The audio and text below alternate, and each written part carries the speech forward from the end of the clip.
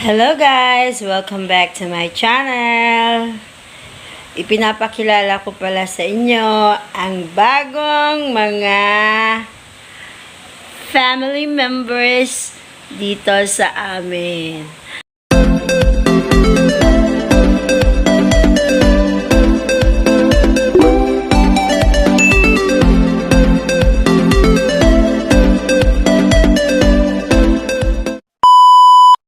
Ayan, nadagdagan na naman ang aming mga doggy, mga cutie doggy. Ayan, we have 5 doggies again dahil nanganak na naman si Snow. Ayan, si Snow, oh. That's their mother, tulog. So, inilagay ko sila dito sa planggana for a while dahil ako ay nagmamap ng aming sahig. Dahil walang ginawa ang mga cutie babies na ito, kundi gumawa ng karumal-dumal na dumi. Pero okay lang, kasi ganun na talaga pag tayo nag-aalaga. Ayan, hi Pringle! Ayan si Pringle. Ayan, very cute Pringle. Ito naman si Japet. Hello Japet, how are you? Oops. At ito nga pala guys, ayan, Banjo. Banjo. Banjo. Banjo. Ito naman pala si Banjo guys, ay hindi nila kapatid. Last week, ayan si Banjo namin. Yung na-future ko nung nagtatabas ako ng damo, naggugupit ako ng damo, siya yung panay laro ng laro. Last week guys, siya ay natagpuan namin sa may super highway. Siguro itinapon. Actually, bibili sana kami ng ulam ni Daddy G that time. Gabi. So, nung habang nagpapatakbo si Daddy G ng kanyang motor, nakita namin ito, pinangalanan naming Banjo. Kawawa naman siya guys. Mukhang itinapon ng may-ari. Kaya inadapt namin siya guys. Inuwi namin siya ng bahay at hindi kami nakapagbili ng ulam. So, ganun nga kami kahilig sa mga aso dito guys. So, dito sa bahay meron kami mga 20 plus na aso na yata dito sa bahay. Oh my God. Yung iba nawala na.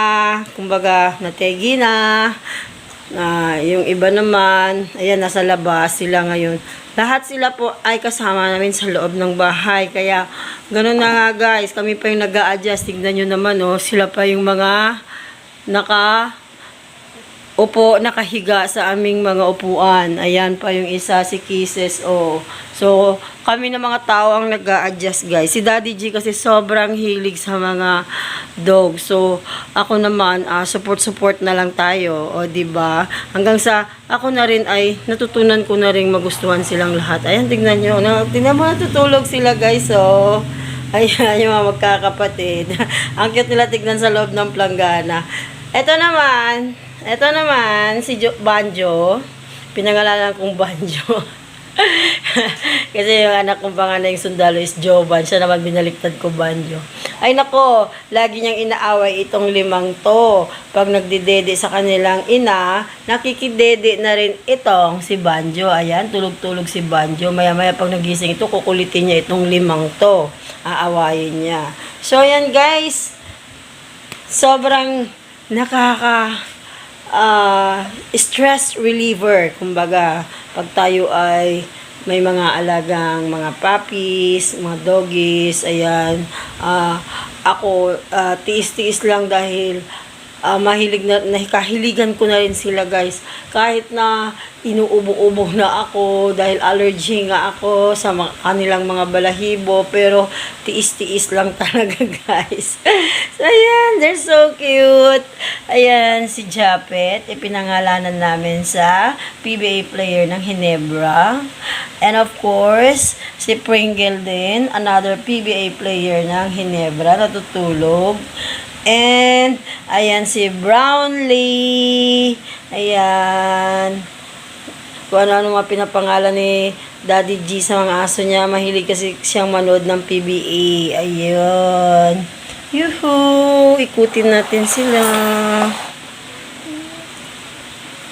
Ayun.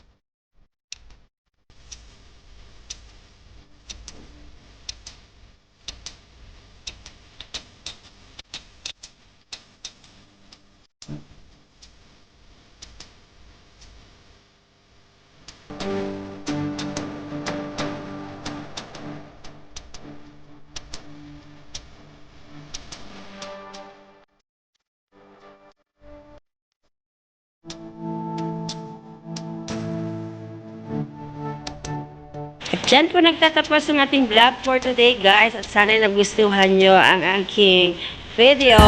At sa mga may hilig dyan, sa mga puppies, sa mga doggies, ayan, mabuhay po tayong lahat. So, bye-bye for now. This is your yummy na Mommy Janelle saying bye-bye and see you again on my next vlog. Babush!